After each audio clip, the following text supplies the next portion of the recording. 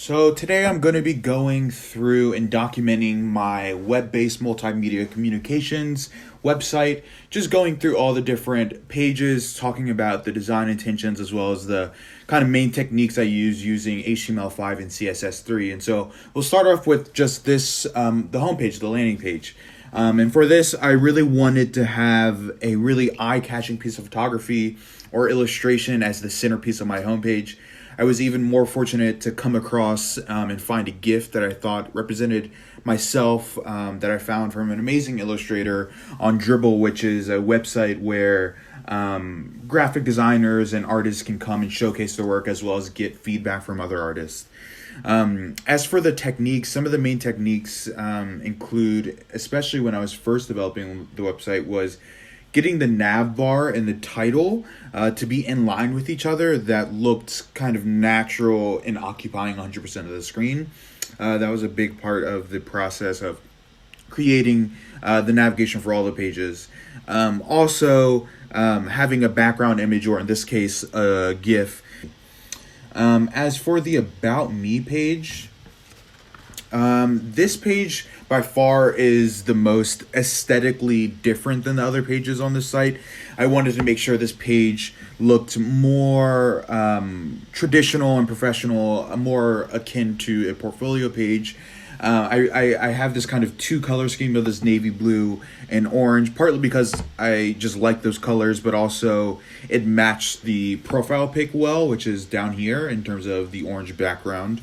I also wanted to kind of segment the more kind of professional looking navigation and resume at the top, with the more playful kind of about section down here. And a lot of that comes with the font and with kind of just the content in itself.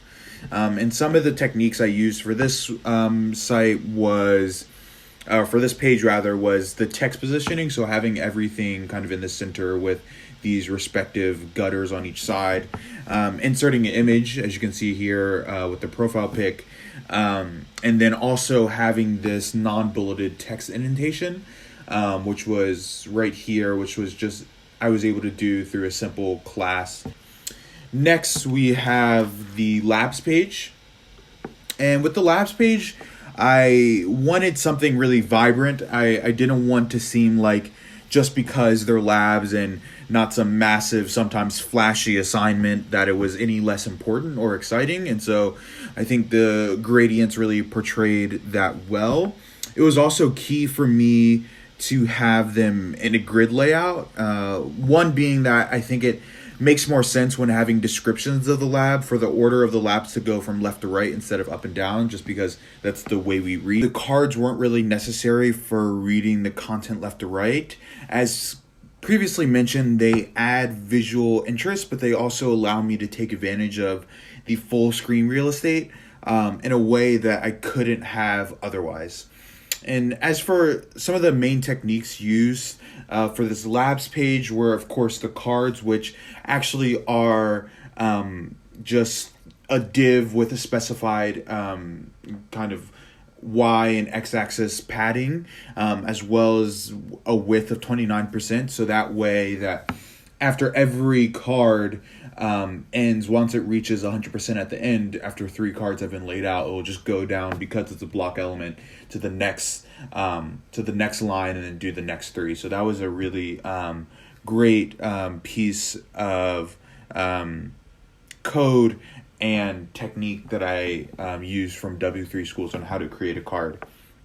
The next technique was using images as links. So all the ones that have descriptions, all the labs that have descriptions on them are actually linked to where you could find the lab of what they're referring to.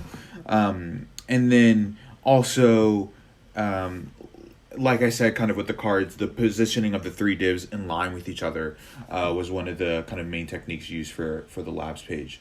And lastly, the portfolio, because assignments doesn't have any content as of right now. The portfolio is a similar layout to the labs, except here these links lead to my actual website, my actual portfolio and website, and these use graphics that are a lot less uniform than the gradients used in the labs.